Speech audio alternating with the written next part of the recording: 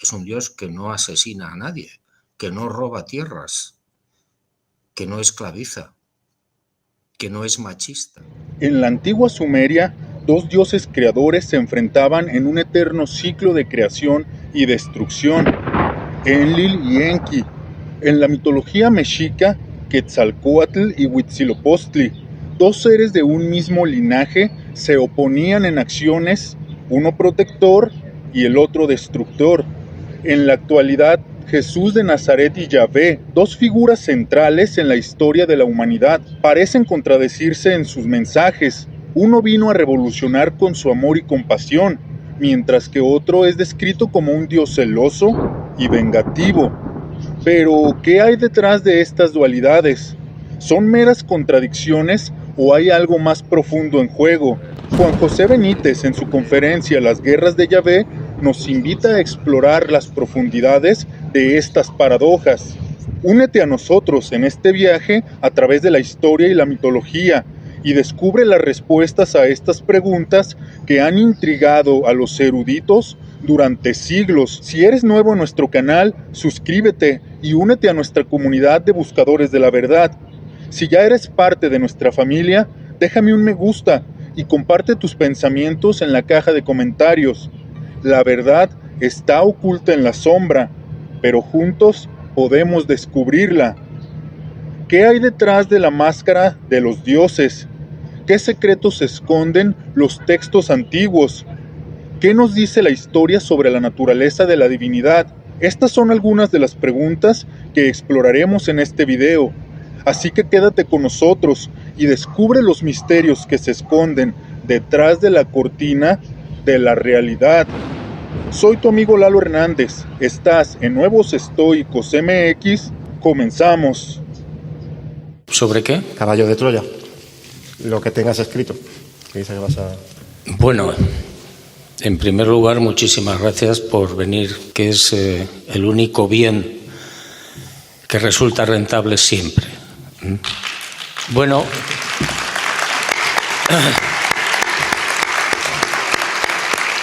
lo he dicho hace un momento, hay un volumen número 13 en la saga de Caballo de Troya, que no es exactamente Caballo de Troya, aunque está vinculado, por supuesto, a esa maravillosa historia de la vida y del pensamiento de mi jefe, ¿no? de su jefe, de ustedes. Ese libro, que está escrito, por supuesto, no sé cuándo se va a publicar, no tengo ni idea, depende de una serie de factores. Se titula Rayo Negro y es un capítulo de la vida de Jesús absolutamente desconocido, en el que se cuenta qué hizo Jesús de Nazaret unos 2-3 años antes de empezar la vida de predicación, la vida pública. No hay ninguna referencia en ningún sitio que yo sepa. Y bueno, pues yo tuve la fortuna de recibir esa información en uno de los viajes que pude hacer a Noruega a petición del segundo piloto, Eliseo. Y bueno, me encontré, repito, con una historia muy bonita donde aparece un Jesús de Nazaret que no tiene nada que ver prácticamente con el Jesús de los caballos de Troya, con el Jesús de la vida de predicación. Es un Jesús mucho más, no sé cómo decirlo, más retirado, introvertido. No hay ningún prodigio, no hace ningún milagro y se dedica a viajar por el Mediterráneo y por el Próximo Oriente. Algo que, repito, no hay constancia en ningún lugar y mucho menos en los evangelios canónicos. Pero es una etapa muy interesante, muy bonita, donde se ve ya, se adivina ya el perfil de Jesús de Nazaret, lo que quiere hacer, cómo lo quiere hacer. Y bueno, no les voy a contar nada más porque no les voy a deshacer el libro. Es que tú decías en una entrevista hace poco, no recuerdo el medio, si no lo citaría evidentemente, que había cosas que no sabías si debías contar. ¿Las has contado al final? Bueno, es una lógica duda, ¿no?, que tiene cualquier investigador, como tú también, ¿no? Hay momentos en los que uno se encuentra con unas informaciones difíciles, duras, y se plantea pues el hecho de que a lo mejor eso no es prudente publicarlo, ¿no? Pero yo, que tengo casi 80 años, he aprendido algo. Cualquier reportero, cualquier periodista, cualquier investigador, cualquier escritor que reciba una información que considere útil debe hacerla pública, aunque vaya contra sus propios principios. Eso es el ABC del periodismo. Cualquier información que pueda resultar útil para cualquier persona hay que sacarla a la luz. Y por supuesto es lo que voy a hacer. Es decir, no me he guardado, no he suprimido, no he quitado nada de los caballos de Troya y tampoco de Rayo Negro. Acabo con Caballo de Troya con una doble pregunta, si no te importa. Me despierta curiosidad, ¿qué es lo que te impulsa en un primer momento a escribir sobre, abordar la figura, en este caso de Jesús, desde una perspectiva tan poco convencional? No sé si estás de acuerdo conmigo. Y luego, ¿cómo ha cambiado tu visión sobre la figura de Cristo a lo largo de la saga, a medida que has ido escribiendo la saga, si es que ha cambiado de alguna forma? Sí, claro. El primer afectado, lo he dicho muchas veces, el primer afectado por la información que aparece en Caballo de Troya he sido yo.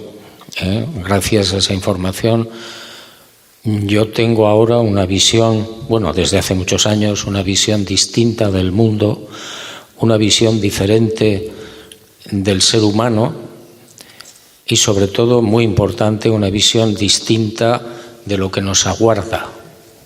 Después, en el coloquio, si quieren, podemos conversar también sobre la vida después de la muerte. En estos momentos estoy escribiendo una segunda parte de Estoy bien, se titula Dios es azul, con casos y casos y casos de personas que han visto, que han hablado, que han tocado a amigos o familiares fallecidos. Bueno, me parece muy esperanzador, creo que es una información que hay que sacar a la luz, que es necesaria absolutamente, ¿no? Y ya no sé lo que me habías preguntado. No, que te había llevado a tratar o abordar la figura de Jesús de esa forma tan poco convencional, y si había cambiado tu visión. Bueno, yo ahí, lo he dicho también muchas veces, yo ahí no tengo mucho mérito. Caballo de Troya es una información que me proporciona alguien y que yo me limito simplemente a transcribir, sin suprimir absolutamente nada, ni añadir absolutamente nada, salvo en algún momento que yo he tenido que participar por las razones que sean, y cuento un poco qué es lo que me ocurre a mí a la hora de hacer esa investigación. Pero la información clave y fundamental de la vida, y repito, del pensamiento de Jesús de Nazaret, están íntegros, están absolutamente íntegros. A mí, como ustedes comprenderán, me llegó al alma, me llegó al corazón, no podía entender cómo existe esa diferencia entre lo que predica la religión, lo que dice la Iglesia Católica, lo que cuentan los evangelios canónicos, etcétera, y lo que yo estaba leyendo. No tardé mucho tiempo en darme cuenta de que lo que yo estaba leyendo era lo más bello, lo más lógico y lo más sensato respecto a la vida de Jesús de Nazaret. Mucho más interesante, infinitamente más bonito, infinitamente más atractivo que lo que te cuenta la Iglesia Católica. Y lo digo, por supuesto, con todo el respeto para los creyentes. Yo no soy quien para molestar a nadie en sus creencias, pero tengo la obligación, como cualquier investigador, de sacar a la luz lo que yo pueda encontrar o a lo que yo pueda llegar, a las conclusiones a las que pueda llegar. Y en este caso, pues me encontré, repito, con una historia muchísimo más lógica.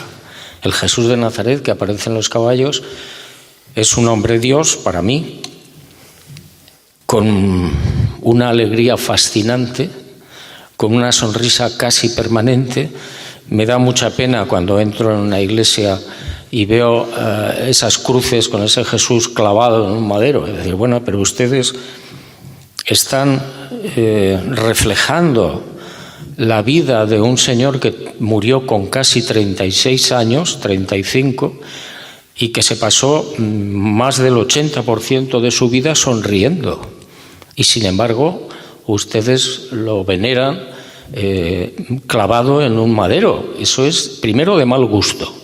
Y segundo, no es real. Es decir, la vida de Jesús no fue así. Eso fue un momento, unas horas finales, pero no fue la vida del Maestro. El Maestro fue un señor con una capacidad de amor impresionante, con una capacidad y un buen humor asombrosos, que bueno, está, pienso yo, muy bien reflejado en los caballos en algunos momentos, ¿no? Bien, eso a mí me llamó mucho la atención, me entró en el alma y me hizo pensar que es lo que el objetivo final de los caballos es ese, que ustedes reflexionen, que cada cual filtre, que no crea nada de lo que vea alrededor, ni siquiera en los caballos, que cada uno tenga su propio pensamiento, sea lo que sea. Esa es la clave, y a eso es a lo que invitan los caballos, ¿no? Bueno, pues eso a mí, repito, me cambió la forma de pensar. Y ahora pues soy una persona, según mi mujer, según Inma, no, pero soy una persona mucho más segura, mucho más alegre, consciente de cuál es mi trabajo, consciente de que estoy aquí con un contrato exactamente igual que casi todos ustedes y que me iré cuando lo cumpla. Y sigues disfrutando haciéndolo. ¿Perdón? Sigues disfrutando haciéndolo, ¿no? Sí, es algo que me he preguntado muchas veces. Digo, bueno, vamos a ver, Luz de Tusteno, que saldrá el 19 de marzo, es el libro número 69. Están escritos 42, me parece, o 43, sin publicar. Y sin embargo sigo ahí permanentemente. Mañana, lamentablemente, me voy a las 10 de la mañana porque tengo que seguir escribiendo. Bueno, repito, mi mujer me riñe mucho por eso, porque considera que debo tomarme la vida con más calma, ¿no? Sobre todo ahora. Pero es imposible. O sea, es como si una fuerza me arrastrara y bueno, pues eso es lo que hago. ¿Quiere decir que tienes 69 publicados y unos 40 pendientes de publicar? Sí, 40 o 42. No he perdido la cuenta, la verdad. Yo creía que yo escribía rápido, ¿eh? Madre mía. Bueno, eso es una disciplina que se aprende y el periodismo a mí me enseñó prácticamente todo. Yo creo que es buen momento, creo que pega ahora enlazar el caballo de Troya con las guerras de Yahvé, si te parece. Y aquí planteas la idea de que muchos relatos bíblicos, del Antiguo Testamento en concreto, podrían estar copiados, manipulados, no sé cuál es la palabra exacta o más concreta, más exacta que para ti, y que podrían estar relacionados con el fenómeno ovni. Bueno, vamos a ver, repito, no quiero lastimar ninguna creencia. Si hay personas que viven y están dentro de la religión, me parece muy bien, estupendo, pero tengo también la obligación, repito, de decir la verdad, o por lo menos lo que yo pienso. Para mí la Biblia es un naufragio, está manipulada, está escrita por seres humanos, generalmente por hombres. Si la Biblia la hubiera escrito una mujer, ya veríamos qué pasaba. Cuando uno examina sobre todo el Antiguo Testamento, que fue la clave para escribir las guerras de Yahvé, los 5 libros del Antiguo Testamento, lo que se llama la Torá entre los judíos, es el mejor libro de ovnis del mundo.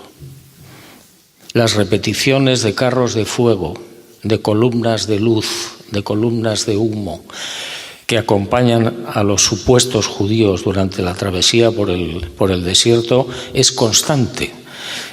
Y claro, cuando se escribe eso, no se tiene ninguna idea de lo que es un carro de fuego. ¿Por qué? Pues porque no se había empezado a estudiar seriamente el fenómeno.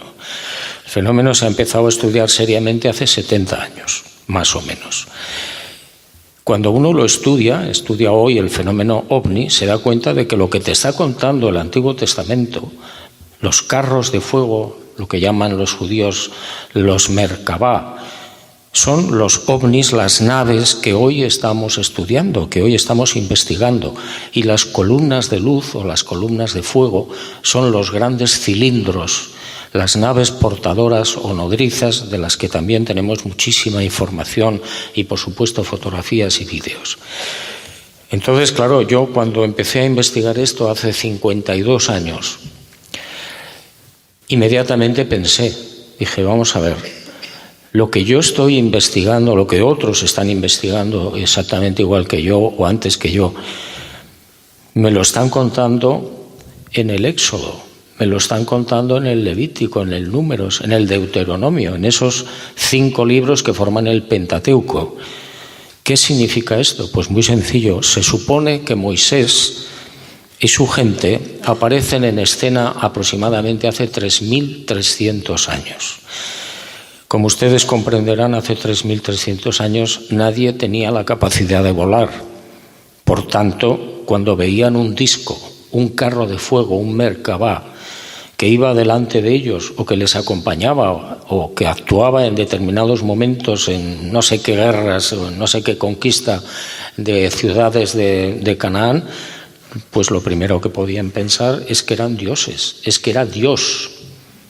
Y de hecho, y ese es el planteamiento general de las guerras de Yahvé, de hecho, una serie de seres, no sé si una o varias civilizaciones no humanas, son las que adoptan o se hacen con el título de Yahvé, como si fueran Dios, pero realmente a la vista de lo que sucede en este Pentateuco, en este Antiguo Testamento, ese ser o esos seres, Elohim en plural, dioses en plural, esos seres no se comportan como se comportaría el Padre Azul, que es todo bondad, todo amor y todo misericordia.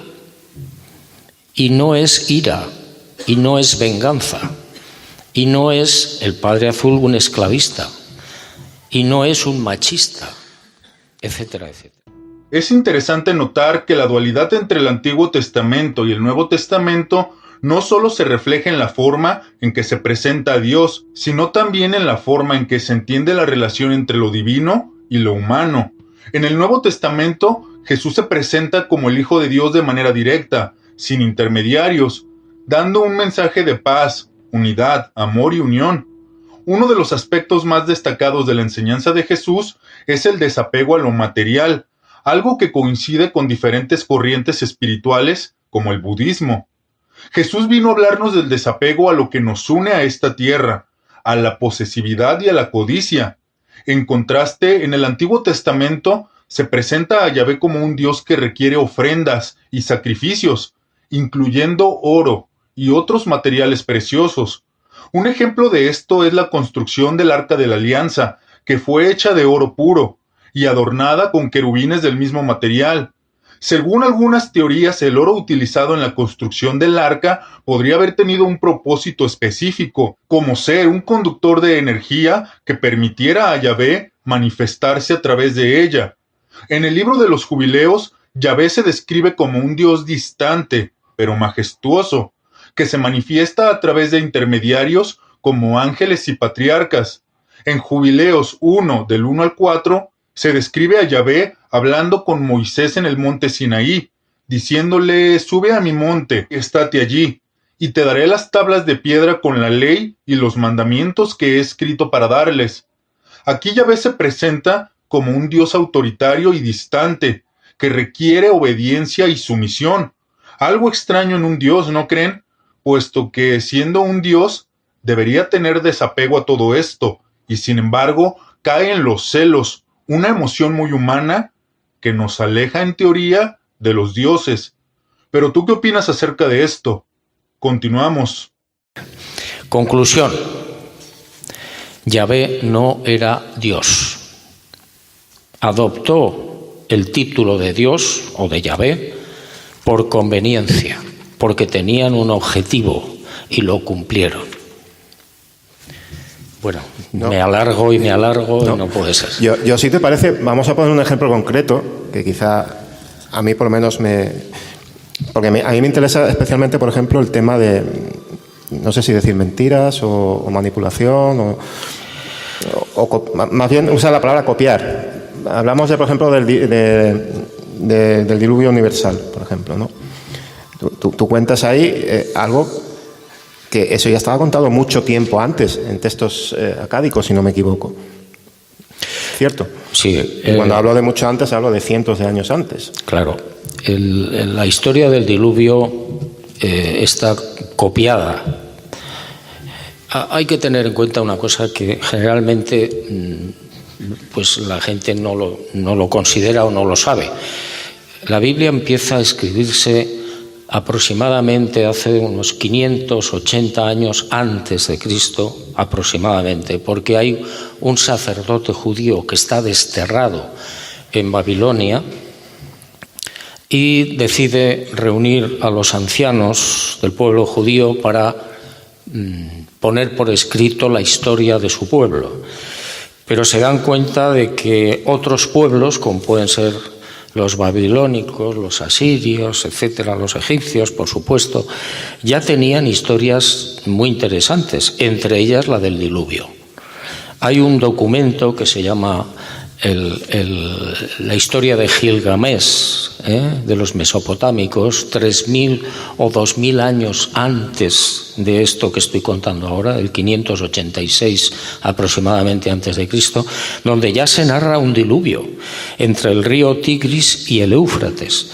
La arqueología después, ya en el siglo XX, encuentra que en determinado lugar de esa zona de Ur de Caldea se encuentran a 18 metros de profundidad con 3 metros de fango. En la parte superior había restos de una cultura y por debajo del barro había restos de otra cultura. ¿Eso qué significa? Sencillamente que en esa zona, en un momento determinado, se produjo una inundación terrible y acabó con todo lo que encontró a su paso. Y esa capa de 3 metros de barro demuestra lo que estoy comentando. Esto lo encontramos en las culturas, en las leyendas y en la mitología de muchos pueblos. Australia, África, América del Sur, en fin, en muchos lugares. ¿Esto a dónde nos lleva? Sencillamente, los judíos cuando copian a la hora de levantar su historia, cuando copian de las historias de los mesopotámicos, por ejemplo, hablan del diluvio, pero no porque lo hayan vivido ellos, sino porque lo han vivido otros. Y hay un error terrible que todavía arrastramos, o que arrastra la Biblia. El diluvio no fue universal, era imposible. La Biblia habla de que las aguas subieron más de 20 codos por encima de las montañas más altas. Esto no puede ser cierto. ¿Por qué? Pues porque si eso fuera verdad, si hubiera habido un diluvio universal que hubiera arrasado todo el planeta, hoy no tendríamos conciencia ni conocimiento de las culturas que existían o que existen todavía en América. Y, por supuesto, no conoceríamos a los canguros de Australia, ni a los koalas de Australia, porque todo eso habría desaparecido. Y, sin embargo, existen. Por tanto, el diluvio universal es un fraude, es una exageración. Sí hubo inundaciones parciales, por supuesto, en muchos lugares del planeta, y eso quedó en el recuerdo y en la imagen colectiva de los pueblos, pero no fue un diluvio universal. Otro ejemplo también, la Torre de Babel, por ejemplo, ¿no? La Torre de Babel que fue construida, a la tabla de memoria, fueron 2.300 años antes, cuentas tú, de la primera referencia de la recopilación bíblica, ¿no? Claro, cuando uno analiza todos estos pasajes famosos de la Biblia, se da cuenta de que la mayor parte de ellos está manipulado. Alguien metió la mano y consideró que, bueno, pues que había que colocar a Adán y Eva en no sé dónde, y caramba, y de repente la Biblia comete un error. porque Caín mata a su hermano y dice la Biblia, y huyó a la tierra de Noz. Si Adán y Eva fueron los primeros, ¿quién era Noz? Por supuesto, como ustedes comprenderán, la historia de Adán y Eva es un cuento chino. La historia probablemente fue mucho más bonita y mucho más interesante. ¿La conoces? Sí, conozco algo. ¿Se puede contar o no? Pues sí, claro que sí. La historia que yo conozco, la información que a mí me llega es... tendríamos que empezar a hablar de que la creación no es lo que nos han contado. Hay dos creaciones, que yo sepa. La creación visible y la creación invisible. La más grande, infinitamente más grande que la creación visible, que son las estrellas, los planetas y todo lo que vemos con los telescopios, esa creación invisible es infinitamente mayor y más antigua. El Big Bang de hace 13.000 o 15.000 años probablemente es el arranque o el nacimiento de una creación visible, de una, pero según mis noticias hay 7 grandes superuniversos de creación visible. La invisible, imagínense ustedes lo que quieran, y se quedarán cortos. Bueno, pues en la creación visible, el orden establecido dice que cuando un planeta como la Tierra, que tiene ya vida, alcanza un límite establecido de desarrollo, lo que dice la ley divina, o como queramos llamarle, es que tienen que llegar a ese mundo una orden que se titula o se denomina como los Adanes y las Evas, para elevar el nivel físico y espiritual o mental de esa civilización o de esos pueblos que viven en ese mundo.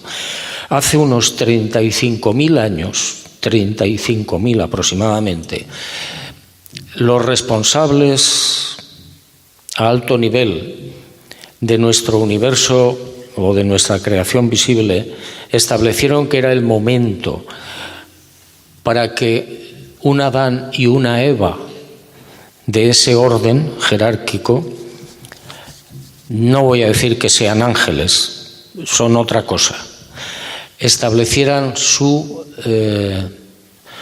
lugar de desarrollo en la Tierra y bajaron y descendieron en lo que actualmente es la costa del Líbano, en una península que se hundió, que desapareció.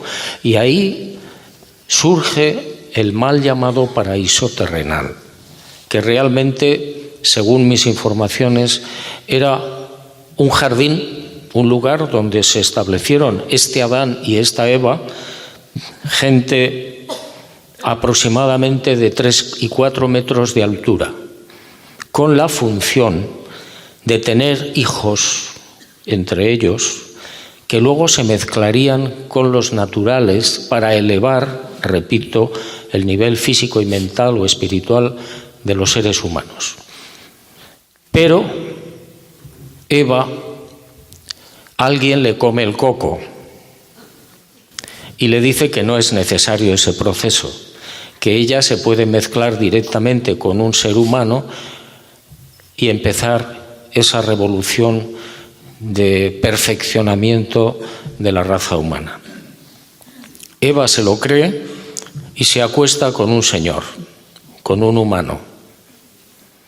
Ahí infringe la ley. Cuando Adán se entera y se da cuenta de lo que ha pasado, en un gesto de amor hacia su compañera, se acuesta con una señora indígena, natural de la tierra, y comete el mismo pecado o la misma falta. A partir de ahí, los que expulsan de ese jardín a Adán y Eva son los propios humanos.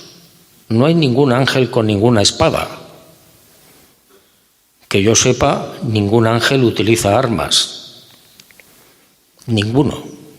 No las necesitan.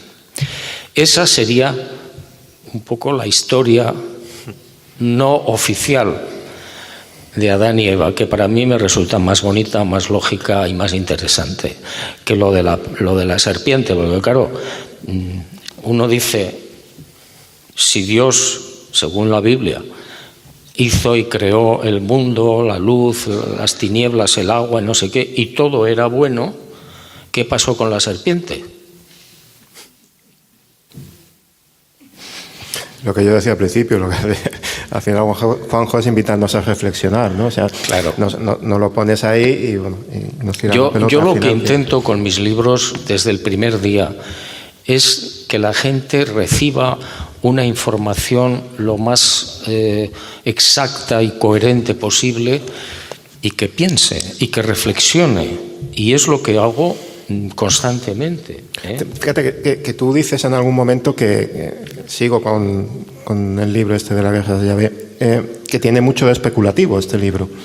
Pero sin embargo lo que estás ofreciendo continuamente en él son argumentos que desmontan. Pues, los ejemplos que hemos puesto son dos, pero que el libro está repleto de ejemplos de este tipo, ¿no?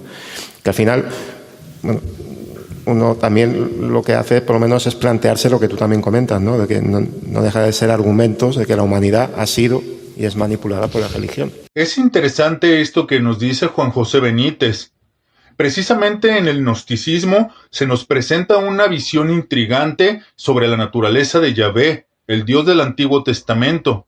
Según esta corriente, Yahvé no es un Dios, sino más bien una entidad arconte que requiere sacrificios y dolor para alimentarse. Se dice que necesita el olor de la grasa de animales en sacrificios para sentirse bien, lo que plantea una pregunta fundamental. ¿Acaso un Dios necesita esto? ¿No es contradictorio que un ser divino requiera de la energía del sufrimiento de los demás para existir? Los gnósticos argumentan que Yahvé es una entidad arconte, una corporación de seres que gobiernan el mundo material y que necesitan alimentarse de la energía de los seres humanos para mantener su poder. Estos arcontes son vistos como entidades inferiores creadas por una fuente divina superior, pero que se han vuelto corruptas y buscan mantener su dominio sobre la humanidad. En este contexto, los sacrificios y rituales del Antiguo Testamento pueden ser vistos como una forma de alimentar a estos arcontes, permitiéndoles mantener su poder y control sobre el mundo. Esta idea se une a la teoría de Juan José Benítez, que sugiere que un Dios verdadero no necesitaría de estos sacrificios y rituales, ya que es superior a las necesidades y deseos humanos, lo que hablamos en el bloque anterior. Los arcontes, según el gnosticismo, son entidades que buscan mantener su poder y control sobre nosotros, impidiendo que los seres humanos alcancen su verdadero potencial espiritual. Son vistos como una fuerza opresora que busca mantener a la humanidad en la ignorancia y la esclavitud. En este sentido, el gnosticismo nos invita a cuestionar la naturaleza de la realidad y nuestra relación con lo divino, algo que se asemeja a esto que nos dice Juan José Benítez. Hay que preguntarnos, ¿qué papel jugamos en este juego de poder y control? Pero sobre todo, ¿cómo podemos liberarnos de la influencia de estas entidades y alcanzar nuestra verdadera naturaleza espiritual? Continuamos. Totalmente. Esa es, digamos, una de las creencias finales, una de las conclusiones finales. Las religiones, todas, lo único que han conseguido es atemorizar a los seres humanos, esclavizarlos moralmente y conducirlos a la muerte y a la guerra. Y si quieren, pues hablamos de la Santa Inquisición. 120.000 quemados vivos, porque pensaban de otra manera. O las cruzadas. Y si quieren, nos metemos en el peligroso y resbaladizo territorio del Corán. La mayor locura que he visto en mi vida. Lo he leído 3 veces, subrayando. Ni la Biblia anima a sus seguidores a la guerra en 33 ocasiones, cosa que hace el Corán.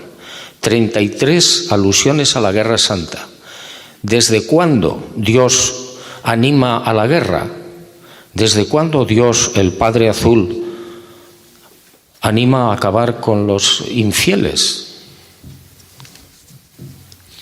Huyan de la religión, por favor. Si tienen ocasión, huyan. Ha quedado claro, ¿no?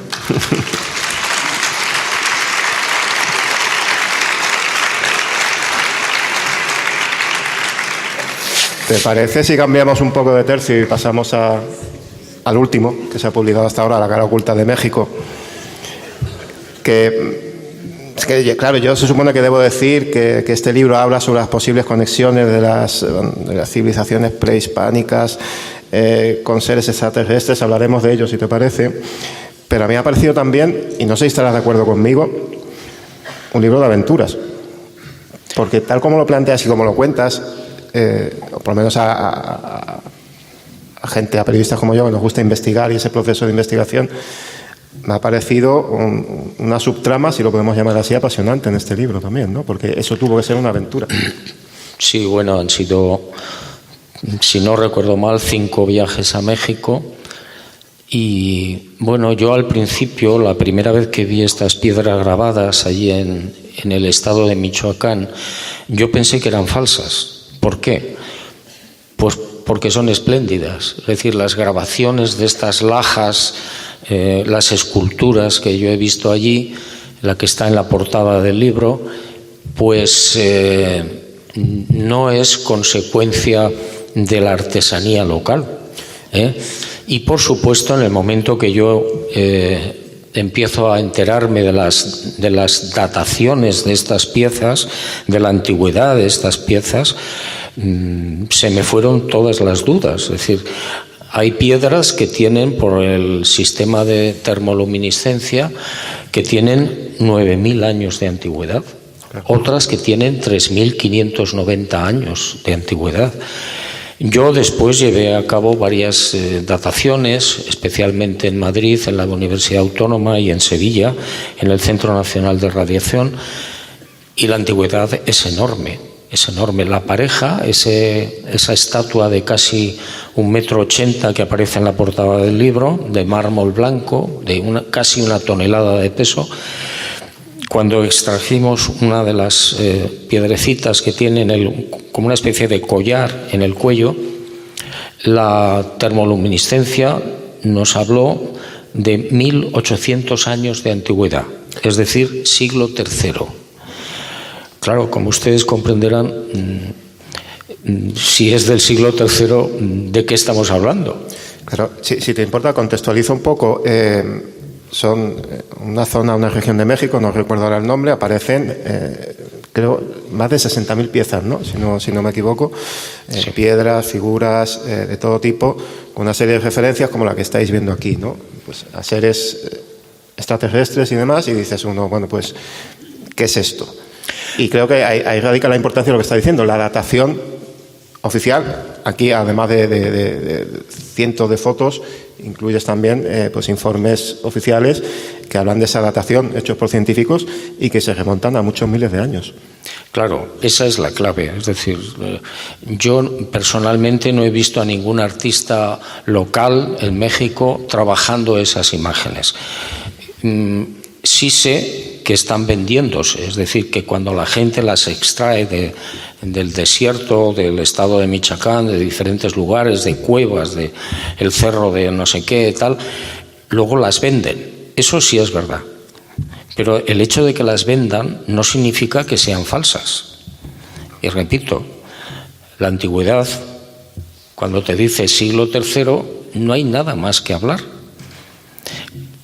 Después, cuando analizas las piedras ya con más detalle, las que hemos podido localizar, yo he visto aproximadamente unas 200, pero efectivamente hay en total aproximadamente 60.000 piezas que se han distribuido por el mundo y que es muy difícil de encontrar ya. Pero cuando analizas esas lajas enormes, negras, con esos grabados, te das cuenta también de varias cosas. Primera, no hay señales de herramientas.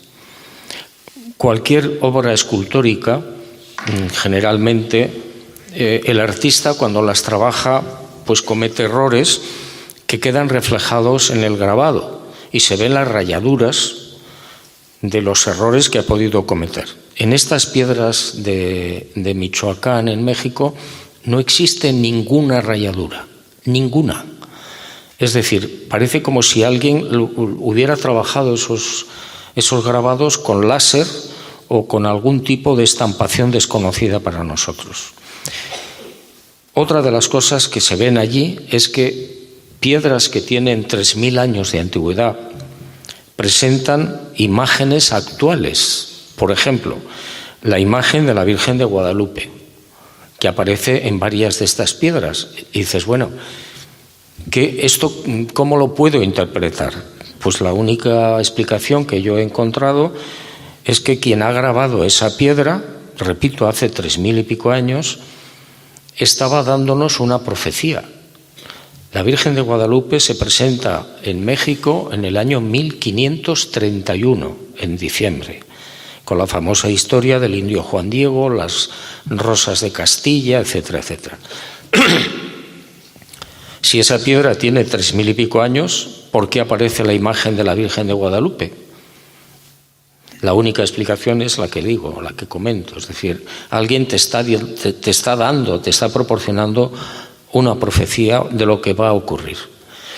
Eso es que no hay manera por dónde cogerlo.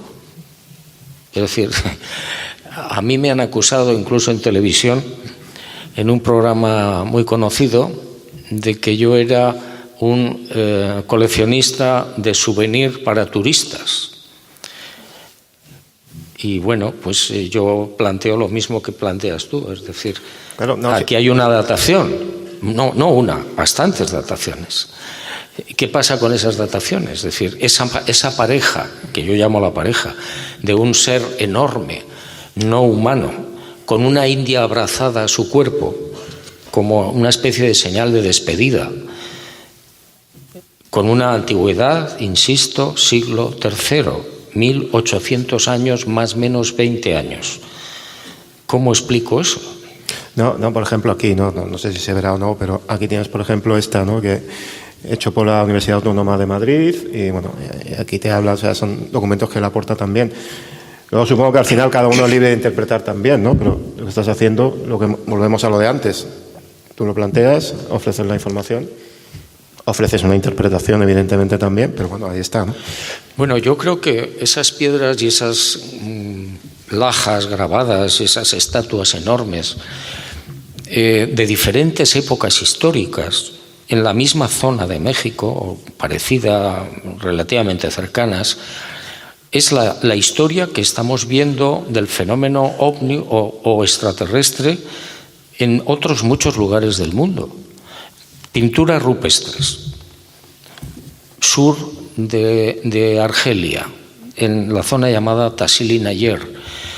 Bueno, pues ahí hay unas 5.000 pinturas con una antigüedad aproximadamente entre 8 y 14.000 años, donde aparecen seres con escafandras, con trajes hinchados, etcétera, etcétera. Si te vas a Utah, en Estados Unidos, pasa exactamente lo mismo. En Australia, exactamente igual. Bueno, pues lo que estamos viendo ahora en México es exactamente lo mismo. La intervención no humana de unas civilizaciones, no una, muchas civilizaciones en la cultura humana, en diferentes momentos y en distintos lugares a lo largo de la historia. Cuando estudias estas piedras grabadas de México, hay algunas lajas donde se ven a seres nativos o no humanos que están arrancando el corazón del pecho de las víctimas que están allí. Bueno, es algo que teníamos presente a través de las culturas, por ejemplo, la cultura azteca, de cómo arrancaban el corazón a los esclavos o a los prisioneros de guerra. Pero es que hay un detalle que te deja descolocado, y es que esa iniciativa de arrancar el corazón partió de seres no humanos, que eran los encargados y los responsables de arrancar el corazón. De hecho, hay un papiro, hay un códice mexicano muy antiguo, donde habla de un dios que se llama Huitzilopochtli, que conducía Exactamente igual que el caso de Moisés, que conducía al pueblo azteca desde el sur de Estados Unidos al actual México. Y ese Huitzilopochtli iba delante como una serpiente emplumada, y donde se paraba la serpiente emplumada, se paraba el pueblo azteca. Y ese pueblo, ese señor, es el que les enseña a abrir el corazón, abrir el pecho para sacar el corazón. Y es el que les enseña dónde y cómo hacer los templos y los sacerdotes, etcétera, etcétera, y toda la liturgia.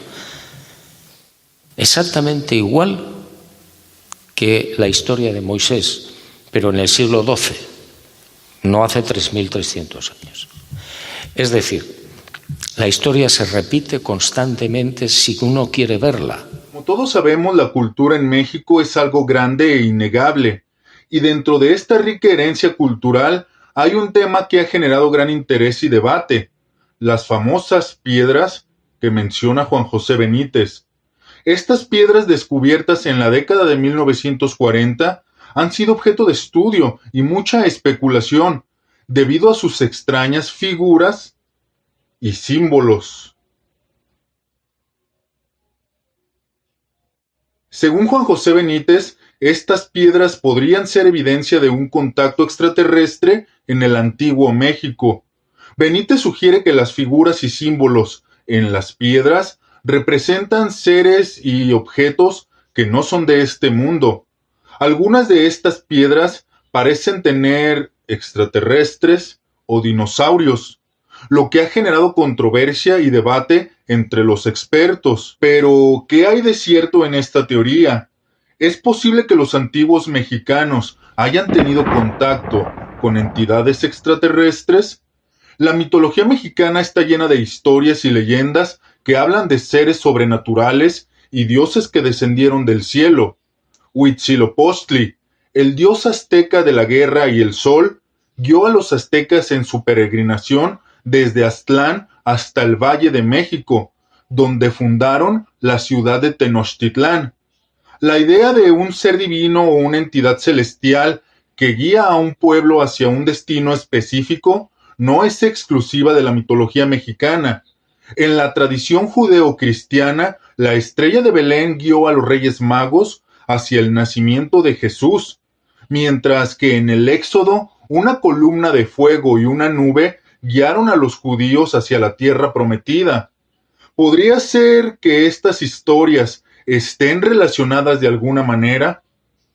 ¿Tú crees que es posible que detrás de estas leyendas y mitos haya una verdad más profunda y universal? La similitud entre estas historias es intrigante. ¿Podría ser que los antiguos mexicanos, al igual que otros pueblos antiguos, hayan tenido contacto con seres de otros mundos que les hayan proporcionado conocimiento y guía? ¿Son estas piedras evidencia de un contacto extraterrestre en el antiguo México? ¿O hay otra explicación para estas enigmáticas figuras y símbolos? La respuesta sigue siendo un misterio, pero la búsqueda de la verdad es lo que hace que esta historia sea tan emocionante. Al final del libro aparece a mí me ha sorprendido, lo vi un poco de casualidad, porque un misterioso aviso que dice textualmente, permíteme que lea: por razones personales, en la cámara oculta de México he deslizado 13 errores de segundo y tercer orden. ¿Cuáles y por qué? Si se puede saber, claro. Bueno, ¿Es un juego o ¿es un juego o es...? No, es cierto. Y eso yo lo aprendí del mayor.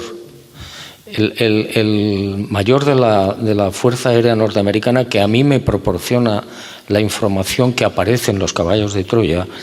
En un momento determinado, él establece y pone de su puño y letra que hay una serie de errores de segundo y tercer orden para restar credibilidad a la historia, dice textualmente. Yo al principio no lo entendí, no sabía, no entendía. Después, con el paso del tiempo, sí fui dándome cuenta. Es decir, a ver, lo he dicho antes, hay que ser muy respetuoso con las ideas de los demás, aunque no sean nuestras ideas y aunque las consideremos falsas. Aunque las consideremos falsas, hay que ser respetuoso, siempre. Una manera, pienso yo, de respetar esas ideas a través de los caballos de Troya es deslizando unos errores mínimos de segundo y de tercer orden. ¿Pero en qué consisten los errores de segundo y tercer orden? ¿En qué se diferencian? Hombre, yo he detectado algunos, no todos. Y, por ejemplo, en un pasaje, no me acuerdo ahora si era el caballo 4 o 3, no me acuerdo, habla de una serpiente que hay en el norte de la Galilea y da el nombre. Un nombre de dos palabras latinas. En realidad, una está equivocada y la otra es correcta. Pero bueno, yo lo considero error de tercer orden, no tiene mayor trascendencia. En lo que es la vida y el pensamiento del maestro, que yo sepa, no hay ningún error. No ha deslizado ningún error, ninguno. Perfecto. Te voy a enseñar una foto antes de leer algo. Ah, sí. ¿Recuerdas esta foto? Sí, me acuerdo. Voy a empezar a leer, a ver si te parece. Es el lunes 30 de enero de 2012. Llegamos a la casa de Liana, en Chipiona, a las 13 horas. Al entrar, mi amiga comentó: tengo algo que decirte. No sé si será importante. Fui todo oídos. Liana la tenemos aquí hoy con nosotros. Sé que os une una buena amistad. Yo no he querido que os saludaseis antes porque si... ¿La tienes por ahí?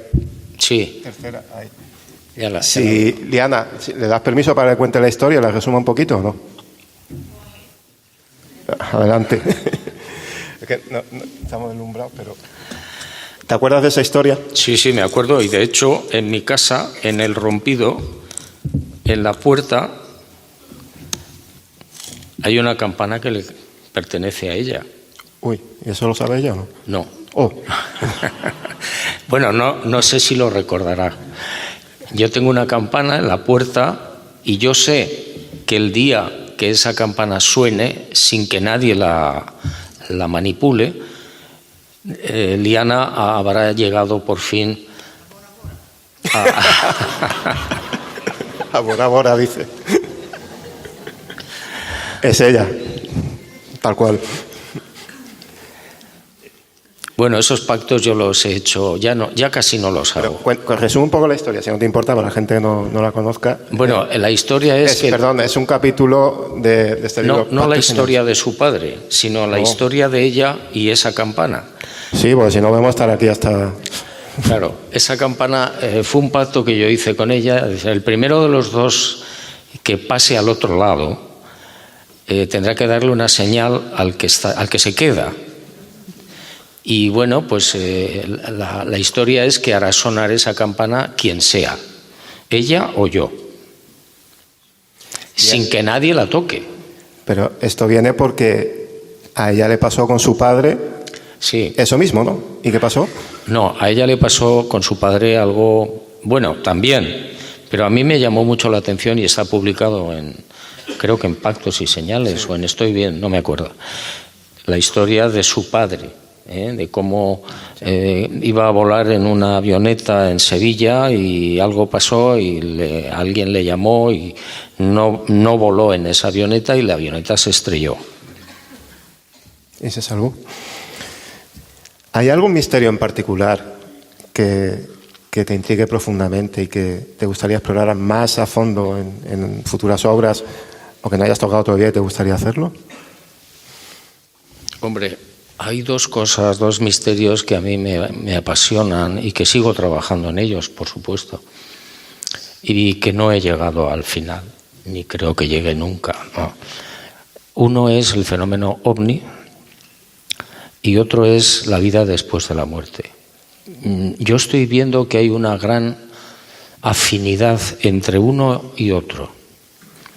Hay casos de vida después de la muerte donde el testigo o la persona que ha vivido esa experiencia ve una nave, ve a una serie de personas dentro de la nave y a unos seres muy altos que están con ellos, y la madre en este caso empuja a esta señora hacia el interior de la nave y la toma uno de estos seres enormes. Entonces, claro, inmediatamente piensas que eso es un ovni. Y en otras ocasiones te das cuenta de que cuando va a haber una gran catástrofe en algún sitio, de cualquier tipo, aparecen naves, ovnis en esa zona. Muchas naves. Caben dos posibilidades. Una, esa gente sabe lo que va a pasar. O dos, además de saber lo que va a pasar, se dedican a recoger las almas de los que van a morir. Que al principio a mí me sonaba un poco a chiste, ¿no? Pero me estoy empezando a dar cuenta de que, caramba, el fenómeno ovni tiene mucha más vinculación con el tema de la muerte de lo que podamos imaginar. ¿Te has planteado escribir sobre ello, no? ¿O ya lo has hecho? Estoy escribiéndolo. A mí hay un aspecto que me fascina especialmente sobre lo que haces, ¿no? ¿Cómo consigues, es una pregunta, equilibrar el rigor de la investigación? Porque si hay algo que no se puede poner en duda es el rigor de tu investigación, las investigaciones que haces, con esa especulación necesaria, porque al fin y al cabo hay que llegar a conclusiones y hay que interpretar esos datos, esa información que consigues. Y ese equilibrio a mí me parece, sobre todo en los temas que abordas, muy complicado, ¿no? Es complicado y difícil. Y no siempre llego a ninguna conclusión. Por mucho que investigue, repito, llevo casi 53 años en la investigación, empecé en el 72, cuanto más investigo, menos sé, más puertas se abren, más incógnitas, más misterios, más problemas, más dudas. Pero bueno, algunas certezas sí tengo, ¿eh? Entonces, lo que yo hago siempre es intentar investigar el caso, si me interesa o si me parece interesante, y después tratar de razonar, es decir, ¿por qué ha pasado esto? Les pongo un ejemplo. Hace unos días, el 30 de diciembre, Inma y yo volamos a Bolivia a ver un caso de un médico que había tenido hace unos 5 años aproximadamente un encuentro con un ser presumiblemente no humano. Este médico estaba en el este de Bolivia asistiendo a un gigantesco incendio que se había provocado, ayudando a los bomberos y a los voluntarios, y estaba en una pequeña casita de guardia por la noche. Salió a fumarse un cigarrillo y vio llegar por un camino a un individuo muy alto con un traje, una especie de neopreno. Le pidió ayuda en castellano, lo metió en la casita donde atendía a la gente, se sentó, se quitó el brazo izquierdo, yo no sé exactamente cómo se quitó el brazo, el traje de neopreno, sacó el brazo izquierdo y había una herida que llaman en esquina, manando mucha sangre. Le dijo que le había atacado un puma, una cría de puma. Todo esto telepáticamente. El médico se asustó, pero lo curó. Estuvo 40 minutos curándole la herida con gasas y cosiéndole. Le dio 8 puntos. Después ya cuando iban a salir le dijo: no te asustes con lo que vas a ver. Salieron y había una nave enorme encima de unos árboles, grande como un autobús. Y en el suelo 2 seres, tipo robot, que se deslizaban sin tocar el terreno. Bueno, la cuestión es que el médico se quedó con unas gasas llenas de sangre. Como ustedes pueden imaginar, esa sangre es importantísima. Si realmente era un ser no humano, como parece ser, lo que estamos haciendo en estos momentos es tratar de analizar esa sangre y reflexionar qué es lo que ha pasado. ¿Estos seres pueden ser atacados por la cría de un puma? No me lo creo. Tienen medios para que no se acerque nadie si así lo quieren. Segundo, si pasara algo, Se supone que tienen las medidas sanitarias como para curarse ellos mismos. No necesitan de la ayuda de nadie. Es decir, todo eso podríamos resumirlo en puro teatro, que es muchas de las actuaciones y de los casos que estamos investigando también del tema OVNI en todo el mundo. Puro teatro. Aunque intuyo la respuesta, ¿qué piensas sobre las críticas que señalan que todas estas ideas que tú planteas podrían restar valor a ciertos aspectos espirituales y religiosos de la Biblia, en este caso, por ejemplo, de la religión católica? Que no se habían visto por ellos, ¿cómo lo llevas? Me han llamado Satanás, han pedido quemar mis libros en un púlpito de la ciudad de Monterrey, en México. Afortunadamente los feligreses eran más sensatos que el obispo y no los quemaron. Me han dicho de todo y yo lo comprendo. ¿Por qué? Pues porque yo estoy poniendo en tela de juicio la divinidad, el origen divino, en este caso de la Iglesia Católica. Jesús de Nazaret, lo he dicho muchas veces, nunca fundó ninguna iglesia. Eso no quiere decir que la religión católica no tenga cosas buenas, que las tiene, pero es de origen humano.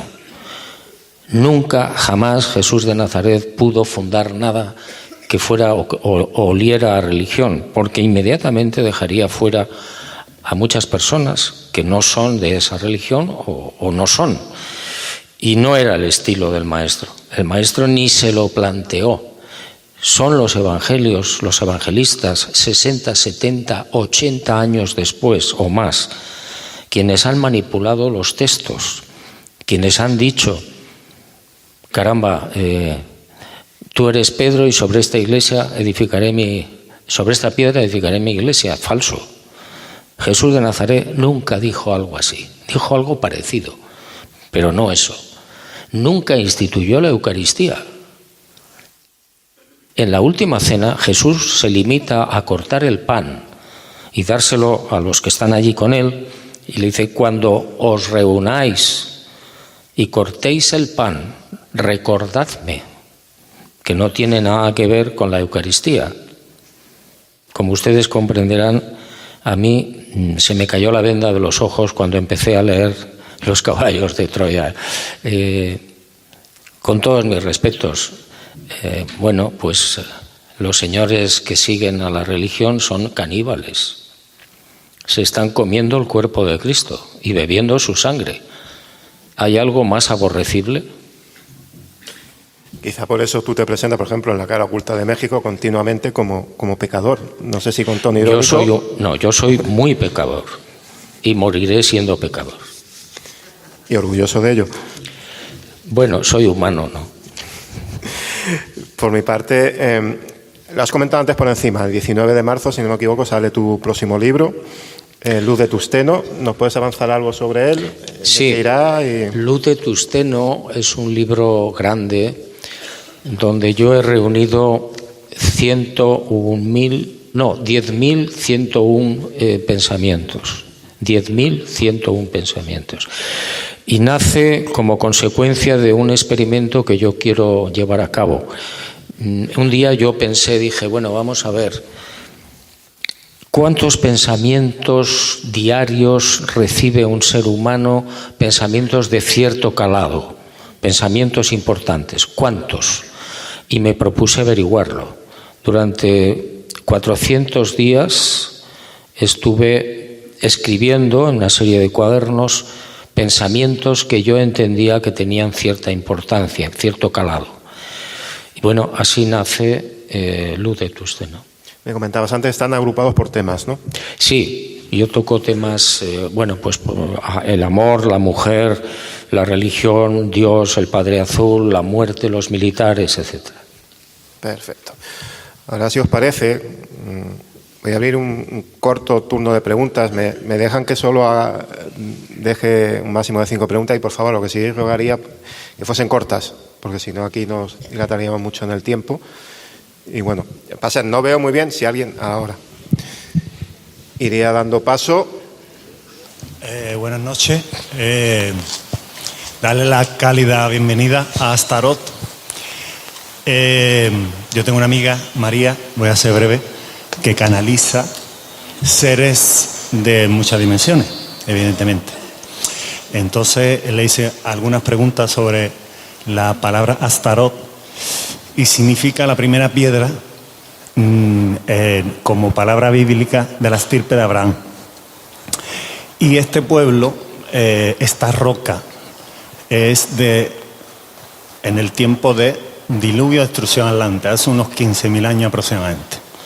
Probablemente sería la ciudad de Europa Occidental más antigua. Entonces, aparte está usted, todos nosotros, estamos en una puerta, entrada y salida a Europa de razas estelares, principalmente pleiadianas. Yo provengo de Alfa Centauri, como muchos de nosotros pertenecemos a diferentes constelaciones. Y bueno, entonces en este aspecto la pregunta sería, ¿tiene usted alguna información al respecto? También la base está en un sitio aquí estratégico, controlando, manipulando la información y la energía como un nodo energético y entrada y salida a Europa. Y por otro lado, el Antiguo Testamento, partiendo de diferentes fuentes, sería todo una narrativa de guerras de este Yahvé, que probablemente sería Enlil, hermano de Enki, que se negativizó. ¿Está usted de acuerdo en que podría ser este Anunnaki o Enlil? Este Yahvé? No tengo ni idea. Mire, yo creo, he estudiado bastante el tema de los contactados, y hay una cosa que me llama mucho la atención. No he publicado prácticamente nada sobre eso. La mayor parte de los contactados, si no todos, reciben informaciones contradictorias. Cuando a un señor lo meten en la nave y lo llevan a no sé dónde, le dicen que tal y que cual. A otro señor, en el polo contrario, le pasa lo mismo y le dicen lo opuesto. ¿Eso qué significa para mí? Pues que no hay que hacer ningún caso. Porque si hay alguna cosa de verdad en los... Yo tengo más de 800 casos de contactados, de abducidos. Si hay algo de verdad, pues tienes que ponerlo en duda porque se contradicen entre ellos. Por tanto, hay que ser muy cuidadoso y no creer nada. Escucharlo todo, pero no creer nada.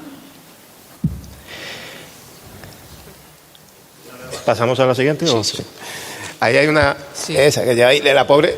Ah, tiene. Después sí. Se la das a la sí. Blanco, que está ahí. Voy a ser muy escueto. En los cambios que se están produciendo actualmente y en los años que van a venir, ¿no? Como por ejemplo la información de muchas cosas que se han ocultado y lo relacionado con el nuevo orden, ¿no? Que también se está planteando de diferentes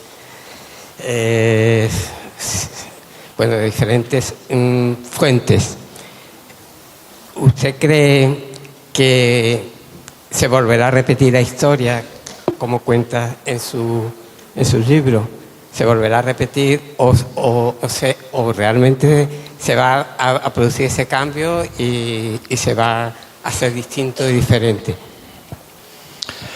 No tengo ni idea. Mire, yo no soy adivino ni profeta. Si usted se está refiriendo a la llegada de Gog en el 2027, pues ojalá me esté equivocando y ojalá usted también. Ojalá estemos equivocados. Ese sí sería un cambio. Ese sí sería un cambio para la humanidad, un cambio radical. Pero ojalá esté equivocado. Gog, año 2027. Esta teoría que presenta Juan José Benítez es intrigante. Para ponernos en contexto acerca de esto, Este pequeño meteorito de hierro y níquel que te presento en pantalla mide alrededor de 15 centímetros y pesa un estimado de 120 gramos. Sin embargo, imaginemos un objeto mucho más grande como el que describe Juan José Benítez en su teoría. Un meteorito de alrededor de 27 kilómetros de diámetro. Según cálculos, el peso de este objeto sería aproximadamente de 80 billones de toneladas. El impacto de un objeto de este tamaño sería catastrófico. La energía liberada sería equivalente a millones de bombas nucleares explotando simultáneamente. El impacto podría causar tsunamis masivos, terremotos devastadores y una nube de polvo y escombros que podría bloquear la luz solar, lo que provocaría un enfriamiento global. Hay varios asteroides y meteoritos que han sido identificados como potencialmente peligrosos. Algunos de ellos son Apophis. Este asteroide tiene un diámetro de aproximadamente 340 metros y podría causar daños significativos si impactara la Tierra. Según la NASA, la probabilidad de impacto en 2029 es muy baja, pero se sigue monitoreando su trayectoria. Bennu. Este asteroide tiene un diámetro de aproximadamente 490 metros y tiene una probabilidad de 1 en 1750 de impactar en la Tierra en el año 2175. Esta teoría de Juan José Benítez es algo que también ha generado mucha controversia, puesto que argumentan que ha dado diferentes diámetros del meteorito a lo largo de sus entrevistas. Pero en este caso, sea de 25 o 27 kilómetros, como argumentan que ha dicho Juan José Benítez, el daño sería prácticamente el mismo. Una catástrofe global sin precedentes. Pero dime, ¿tú qué opinas acerca de esto? ¿Estás preparado para algo así? Mire, una cosa que a mí se me ha olvidado a la hora de hablar de las guerras de Yahvé y que no quiero que se pase por alto. Este libro es de especial importancia para poder comprender y entender lo que está pasando en la actualidad en Israel. Toda la guerra que estamos contemplando en la Franja de Gaza tiene y se comprende mejor cuando uno lee esto. ¿Cuál es el origen de este problema? 47.000 muertos en 15 meses. 47.000 asesinatos. Bueno, pues uno cuando se da cuenta de las guerras, de lo que hay en las guerras de Yahvé, te das cuenta de que los judíos no tienen razón. Y lo digo con toda claridad y sé que es peligroso para mí. El origen de todo el problema es que cuando Moisés saca a los supuestos judíos de Egipto, no eran judíos, eran una mezcla de nómadas, de ladrones, de bandidos y de gente de mala categoría, que se quedaron en la zona de Gosén, al este del delta, y construyeron ciudades para los egipcios, pero no eran esclavos y no eran judíos. Lo que es la identidad judía aparece después, mucho después, cuando en el peregrinaje que hacen hasta Canaán, bueno, pues les van dando los señores que van en esos carros de fuego y en esas columnas de humo y de luz, les van dando una identidad nacional, una religión y una tierra que no es suya. Fíjense qué importante es esto. Hace 3.300 años, por voluntad de Yahvé, repito, un equipo de seres no humanos, no Dios, por voluntad de Yahvé, expulsan, aniquilan y destrozan a 30 etnias que estaban legítimamente establecidas en esa tierra. 30, y que eran los legítimos dueños. Por tanto, Los palestinos son los legítimos herederos de esa tierra, no los judíos. Los judíos, el Estado judío es un fraude. 47.000 asesinatos.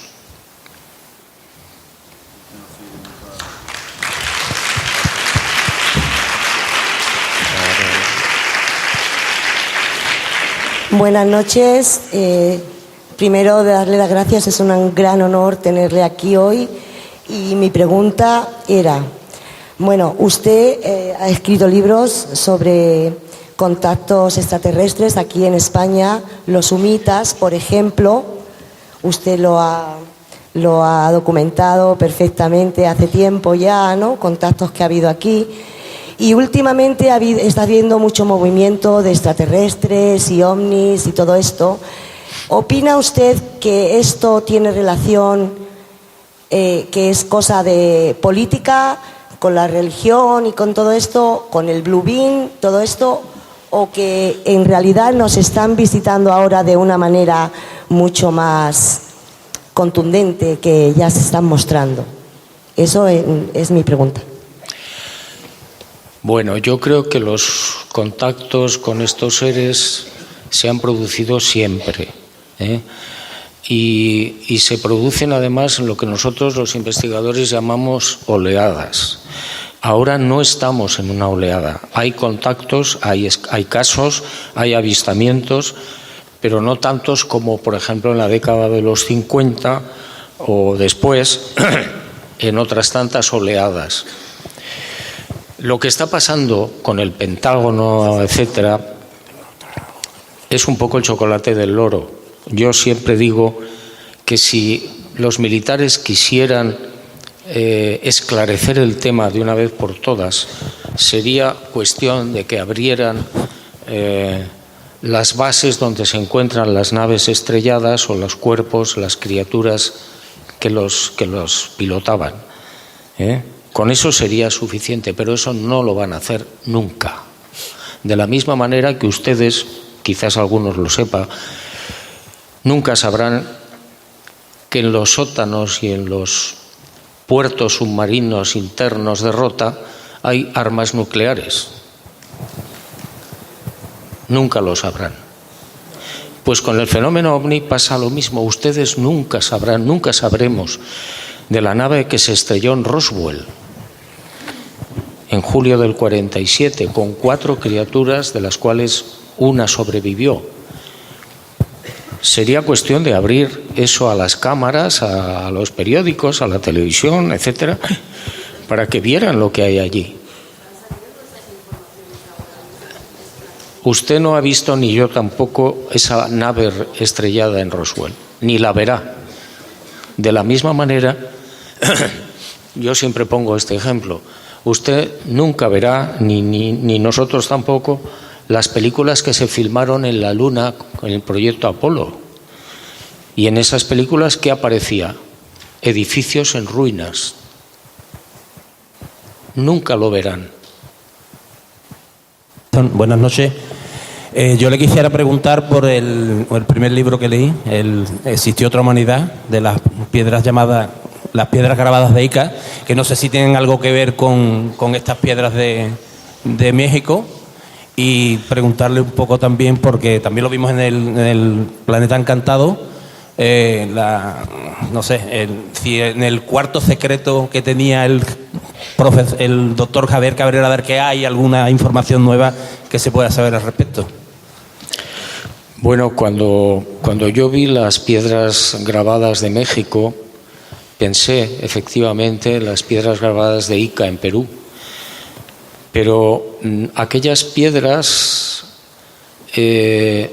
son diferentes, son distintas. Las grabaciones no son iguales que las de Perú, que las de México.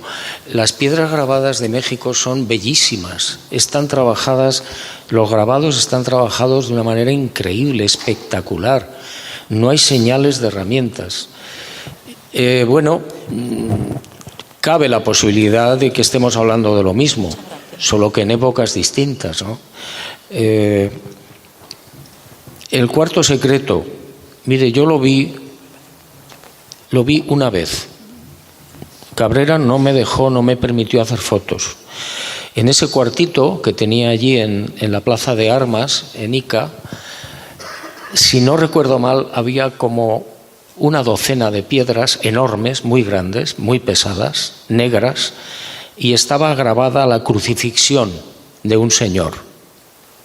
Ese señor era el típico hombre que decía Javier Cabrera, el hombre gliptolítico, con manos de 4 dedos sin pulgares. Bueno, la imagen que aparece en las piedras de Ica. Yo cuando vi aquello, lo primero que pensé, esto es una falsificación. Pero luego me entraron dudas y no lo he podido resolver. Creo que Cabrera nunca más enseñó el cuarto secreto, que yo sepa.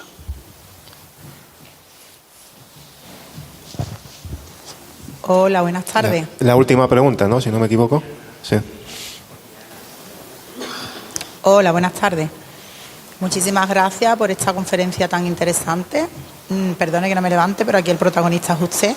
Y quería hacer una pregunta súper corta de algo que ha dicho usted anteriormente sobre las naves nodrizas que se presentan en sitios donde van a acontecer una catástrofe. Usted ha dicho posteriormente que puede ser que ellas aparezcan allí porque ya sabían lo que iba a ocurrir, o puede ser que aparezcan allí para recoger las almas del lugar. Entonces, mi pregunta es, ¿con qué intención aparecen allí?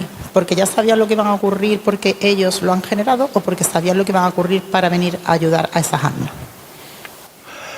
Las dos posibilidades son reales. Que sepan lo que va a ocurrir y están allí para observar. Mire, una de las cosas que a mí me sorprendió muchísimo, ya no, es que la tecnología de estos seres es tan increíble, tan mágica, que controlan el tiempo, cosa que nosotros no sabemos hacer todavía. Yo recuerdo, lo cuento siempre, un caso en Argentina de un señor que lo meten en la nave y se lo llevan hacia la cordillera, y cuando está a punto de estrellarse con las montañas, la montaña se abre y entra dentro, había más naves dentro de la montaña, y le muestran unas pantallas.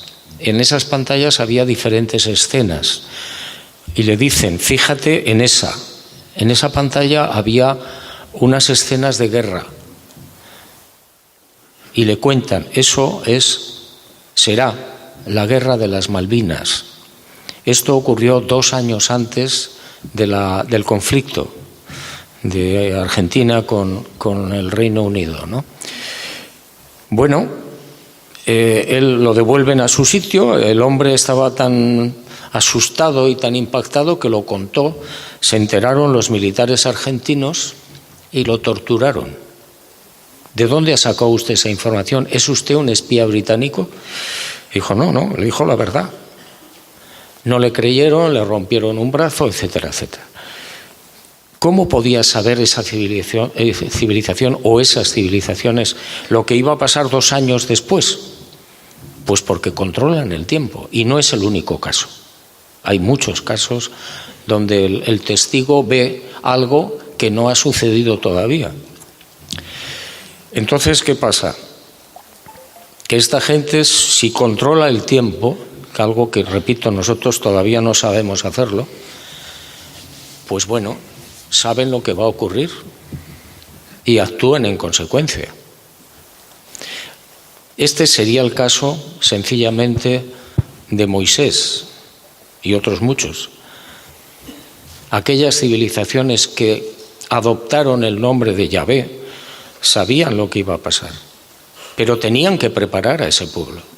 Ese era el objetivo de esas civilizaciones, preparar la llegada de Jesús de Nazaret. El lugar, la religión y el pueblo donde se iba a mover. Yo sí quiero terminar, me gustaría terminar con, yo sé, una cosa que te va a gustar, que es el último turno de palabra, que lo tenga Liana, porque sé que a él me lo ha comentado antes, Liana, le hacía especial ilusión que tú vinieses y yo creo que se merece.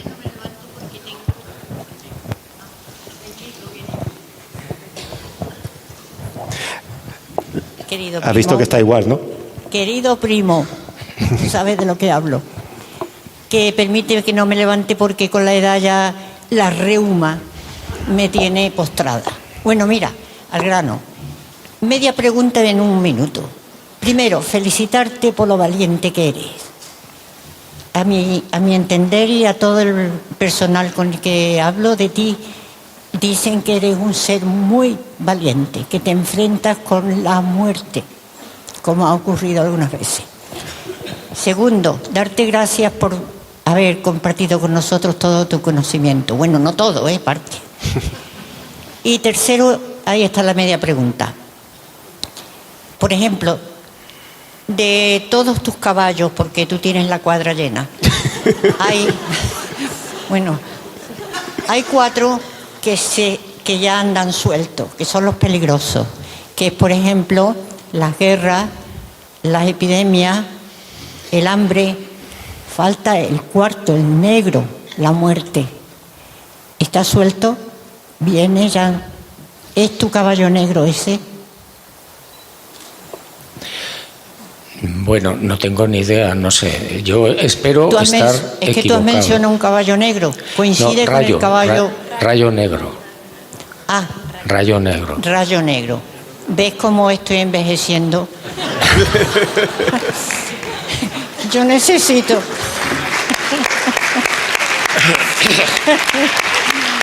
Ay, Dios mío. Voy a necesitar un gin tonic cuando salga de esta sala, porque yo no puedo asimilar tanta sabiduría como tú has distribuido esta noche. Gracias, cariño, gracias. Yo creo, antes de que le conteste, si no te importa, yo creo que lanzo el guante a Prudente, a sus compañeros del Ateneo. Yo creo que Liana, ¿puedo decir la edad o no? Si puedo decir la edad. Sí. A sus 92 años merece 92. Que la invitéis a otra conferencia aquí en Ceuta.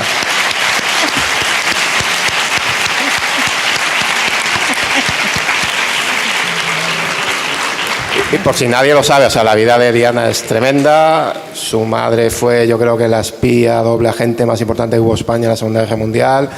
Sus abuelos vienen de la rama bastarda de los Romanov y todo lo que os cuente ella será poco. Ahora sí te dejo la palabra.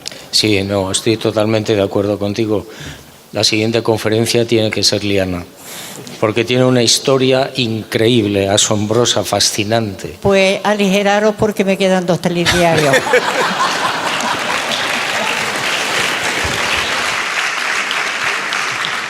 Gracias por... que al final es eso. Gracias por reventarnos el cerebro, como lo haces, y por hacernos pensar, que yo creo que es lo más importante.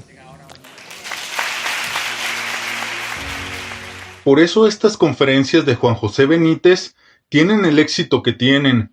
No solo habla de un tema, aunque la conferencia se trate de un punto en específico. Toca temas desde la creación del Estado judío hasta, en este caso, la posible entidad o corporación que se hizo pasar por Yahvé o Dios. Pero no se detiene ahí. También habla de temas actuales como el posible impacto de un meteorito en 2027, el asteroide Gog. Nos muestra cómo la realidad puede ser más extraña que la ficción y cómo las teorías más descabelladas pueden tener un fondo de verdad, y nos muestra cómo la historia oficial puede ser cuestionada y cómo la verdad puede estar escondida detrás de una cortina de mentiras y desinformación. Los políticos son unos corruptos y unos mentirosos y unos ladrones. Entonces, la sociedad ha perdido el norte. No sabe por qué está aquí, la gente no sabe por qué vive, ni qué le espera después de la muerte. Vive en su momento, su día, sin preocuparse prácticamente de nada más. ¿Eso a dónde lleva? Eso lleva al caos, porque al final te conviertes en una persona absolutamente egoísta. Y no es el objetivo y el fin de la humanidad. La sociedad que nos ha tocado está muy enferma, a todos los niveles. No tiene ningún sentido iniciar una guerra, no tiene ningún sentido la guerra. Entonces, partiendo de ese principio, todo lo que vemos a nuestro alrededor es parecido. no hay ninguna consideración con la gente mayor, los están arrinconando. Pero, ¿qué piensan del final? Dejen sus comentarios y compartan sus opiniones y experiencias sobre lo que hemos hablado. ¿Qué opinan de Yahvé, el Dios del Antiguo Testamento, y su relación con los gnósticos? ¿Creen que el Estado judío fue creado por una entidad superior o por la mano del hombre? ¿Qué piensan del asteroide Gog que podría impactar en la Tierra en 2027? ¿Es solo una teoría o hay algo más detrás de todo esto? ¿Quieres descubrir más secretos y misterios? Suscríbete a nuestro canal y activa la campana de notificaciones. Recibirás contenido exclusivo y podrás ser parte de la conversación. Deja un me gusta y comparte con tus amigos. La verdad está a punto de ser revelada. ¿Estás listo? Soy tu amigo Lalo Hernández. Estás en Nuevos Estoicos MX. Hasta la próxima. Yahvé era otra historia, otra cosa. Probablemente, esto es una...